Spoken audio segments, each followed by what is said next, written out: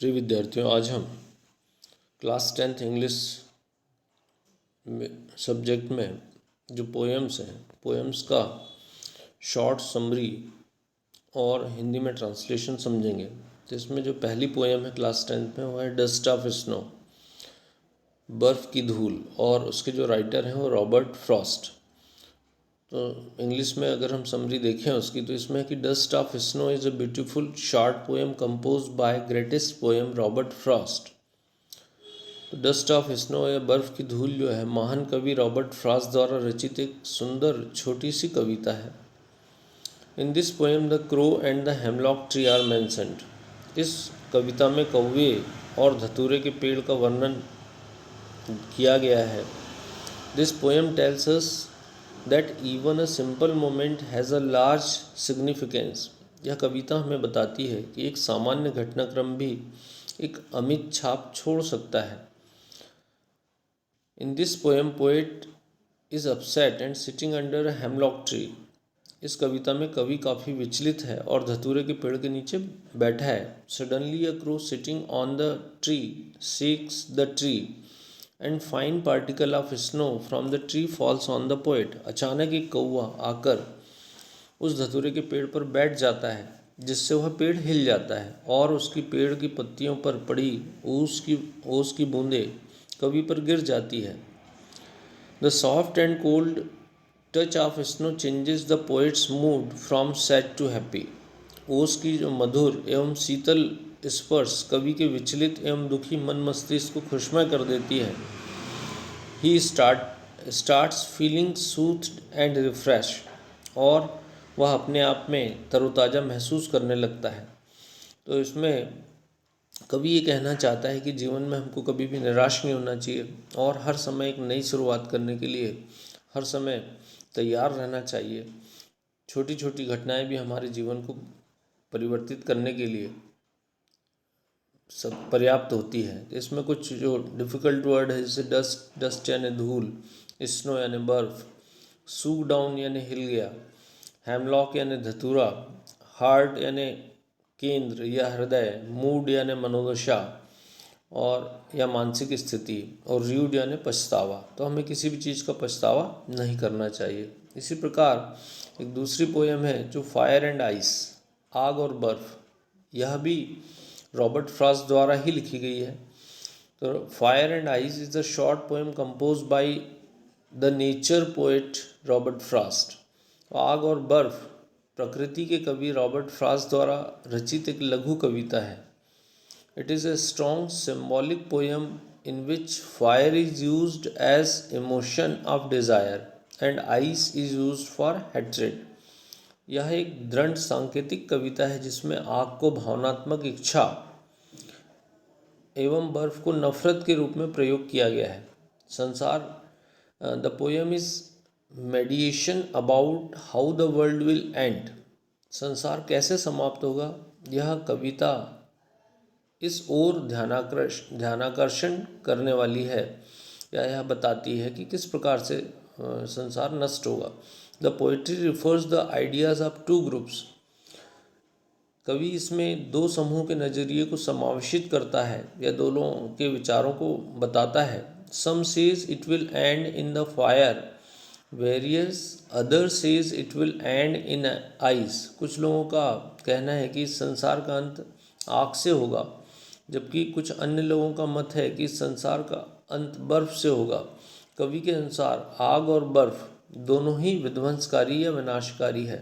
इसमें जो कुछ डिफ़िकल्ट वर्ड हैं, जैसे फायर यानी आग, आइस बर्फ़, डिज़ायर यानी इच्छा, फेवर यानी सहमत होना, पैरिश यानी मरना या नष्ट होना, हेट यानी घृणा या नफरत करना, डिस्ट्रक्शन यानी विनाशकारी, सफीस यानी पर्याप्त, होल्ड विथ यानी सहमत होना। इसी प्रकार हम देखें तीसरी पोएम जो है कक्षा 10वीं में, वो है कि अ टाइगर इन द जू। इस पोएम में टाइगर इन द जू, इस पोएम में इसकी जो समरी है कि this poem is about a tiger in the zoo compose by the famous poet Leslie Norris. In this poem, the tiger is very attractive and beautiful, and walking in the little cage in the जू। तो चिड़ियाघर में बाघ नामक एक कविता प्रसिद्ध कवि lazily nourish द्वारा रचित है। इस कविता में बाघ बहुत ही आकर्षक और सुंदर है। वह चिड़ियाघर में एक छोटे से पिंजरे में टहल रहे हैं। वह खुश नहीं है क्योंकि उसकी स्वतंत्रता चाहता है और पिंजरे में वह गुस्से में है।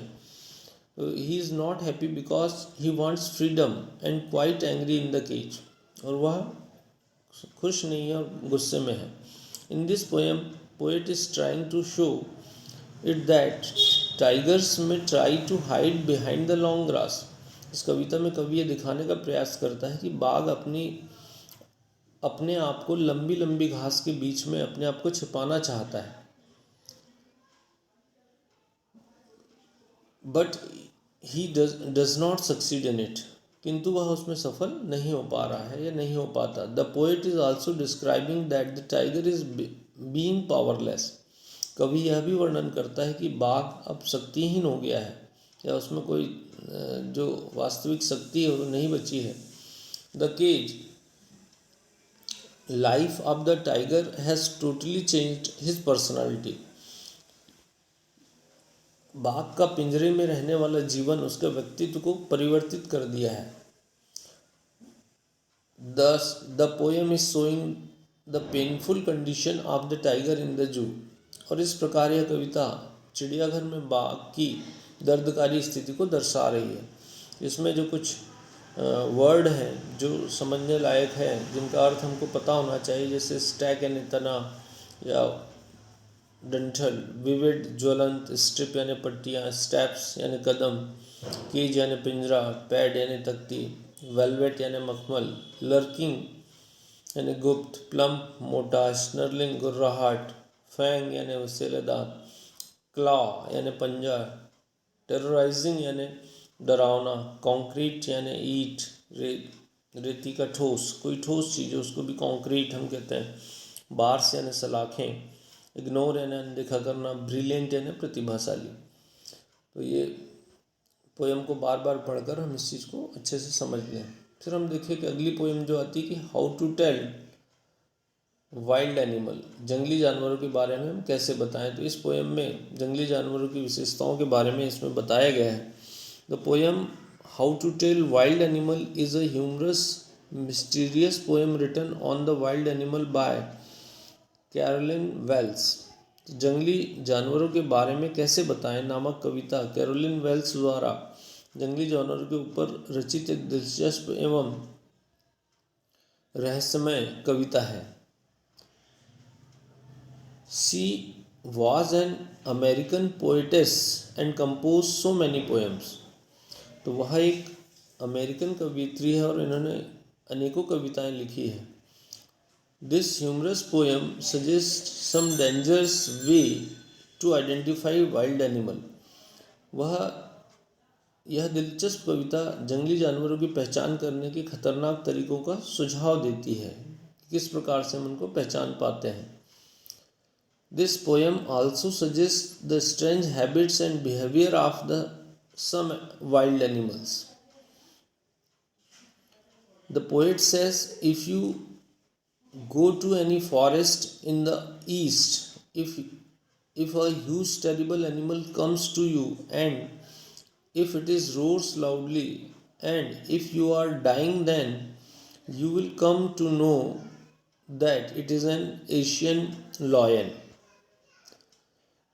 यह कविता जंगली जानवरों की विचित्र आदतों के और व्यवहारों के बारे में बताती। कवित्री कहती है कि यदि आप किसी पूर्व के क्षेत्र में जंगल में जाने पाते हैं कि वह आपको यह हो जाएगा कि यदि एक विशाल भयावह प्राणी आपके पास आता है और भयंकर गर्जना दहाड़ता है और आपको अपने मरणासन जैसी अवस्था में पाते हैं, तो आपको यह विश्वास हो जाएगा कि वह एशियन शेर है। वह दिलचस्प चीज़ों से जोड़ते हुए और कवित्री कहती है कि यदि सुंदर काली धारीदार शरीर वाला जानवर आपको मारकर खा जाता है तो आप यह निश्चित है कि आपकी मुलाकात बंगाल के बाघ से हुई है। यदि कोई काले धब्बे वाला शरीर का जानवर अचानक आपके ऊपर कूद पड़ता है तो इसका अर्थ यह है कि वह चीता है। यदि आप एक ऐसे जानवर से मिलते हैं जो आपको कसकर आपकी बाहों में भर लेता है, गले लगा लेता है, तो निश्चित रूप से भालू है। इसी प्रकार इन जानवरों के बारे में बताते हुए पोएट कहती हैं कि Hyenas always smiles whereas tears are in the crocodile's eyes। तो लकड़बग्गा हमेशा मुस्कुराता रहता है और मगरमच्छ की आंखों में सदैव आंसू भरे रहते हैं। If there is nothing on the tree, then there is a chameleon sitting on it, and it has already changed its color so brown just like a branch of tree। यदि किसी वृक्ष पर कुछ भी नहीं होता, अर्थात वहाँ गिरगिट बैठा हुआ है और उसने उस वृक्ष की शाखा के रंग के अनुसार अपने शरीर को रंग भुरवा कर लिया है। Thus, this poem is beautiful introduction of wild animals in different ways analogous to the hidden human beings। इस प्रकार यह कविता छिपे हुए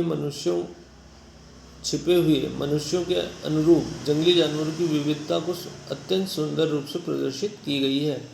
इसमें जो कुछ शब्द हैं जिनकी मीनिंग हमको पता होना चाहिए, जैसे इसमें वाइल्ड यानी जंगली, लार्ज यानी विशाल, टाउनी यानी गहरे पीले रंग का, बीस्ट यानी जानवर, रोर यानी गर्जना करना, नोबल यानी उत्तम, रोमिंग यानी घूमना, ग्रीट यानी अभिवादन करना, स्ट्रिप यानी पट्टियाँ, टाइगर यानी बाघ, डिसर्न यानी देखना, स्ट्रॉलिंग यानी घूरते हुए, पीपर्ड यानी धब्बों से ढका हुआ, लैप्ट यानी उछाल, लेपर्ड यानी तेंदुआ या चीता, केयर्स यानी प्यार से छूना, हाइड यानी जानवर की खाल, नोविस नौसिखिया, ग्राउंड यानी पीछे या मैदान, क्रोकोडाइल यानी मगरमच्छ, हैंस यानी लकड़बग्घा और कैमेलियन यानी गिरगिट। तो अगली पोएम में हम देखें द बाल पोएम, और कई बार इसकी शॉर्ट समरी लिखने के लिए आती है एग्ज़ाम में, और इसके जो राइटर हैं या पोएट हैं वो जॉन बैरीमैन। तो this poem is about losing something which we have and then learning to grow up. यह कविता उस चीज़ को खोने से संबंधित है जिससे हम बहुत लगाव रखते हैं और उसी के साथ बढ़ना सीखते हैं। The poet of this poem, John Berryman, has described beautifully about a boy who has lost his ball। इस कविता के कवि जो जॉन बैरीमैन है, एक लड़के के बारे में सुंदर वर्णन किया है जिसने अपनी बॉल खो दी है। The poem is about expression of grief of the boy over the loss of his ball। और यह कविता गेंद के गुम हो जाने पर लड़के को होने वाले दुख की अभिव्यक्ति है। उसके बारे में बताता है कि बॉल खोने पर उसको क्या दुख होता है, उसके बारे में ये बताया जाता है। In this poem the boy was playing with his ball. इस कविता में एक लड़का गेंद खेल रहा है। The ball skipped from his hand and went to the nearby water bodies. तो इस कविता में लड़का गेंद से खेल रहा था और गेंद उसके हाथ से फिसल कर या छूट कर पास में पानी में चली जाती है। The boy was looking into the water helplessly where the ball had gone. तो लड़का असहाय होकर पानी की ओर देख रहा था जहाँ उसकी बॉल चली गई थी। द पोएट फील्स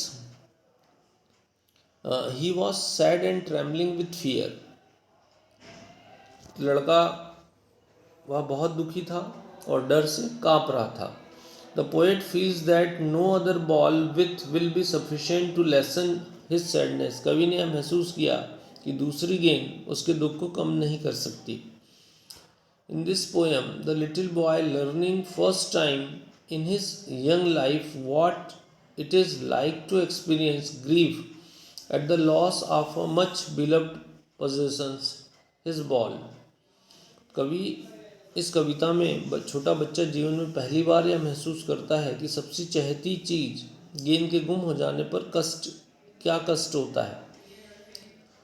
कवि कहता है कि वह उस लड़के को सांत्वना दिला सकता है कि दूसरी गेंद दे सकता है।